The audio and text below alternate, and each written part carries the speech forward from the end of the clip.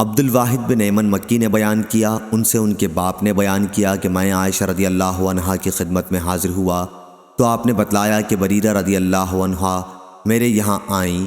انہوں نے کتابت کا معاملہ کر لیا تھا۔ مجھ سے کہنے لگیں کہ اے ام المومنین، مجھے آپ خرید لیں کیونکہ میرے مالک مجھے بیچنے پر آمادہ ہیں، پھر آپ مجھے آزاد کر دینا۔ حضرت عائشہ رضی اللہ عنہا نے فرمایا کہ ہاں، میں ایسا کر لوں گی۔ لیکن بریرہ رضی اللہ عنہا نے پھر کہا کہ میرے مالک مجھے اسی وقت بیچیں گے جب وہ ولا کی شرط اپنے لیے لگا لیں۔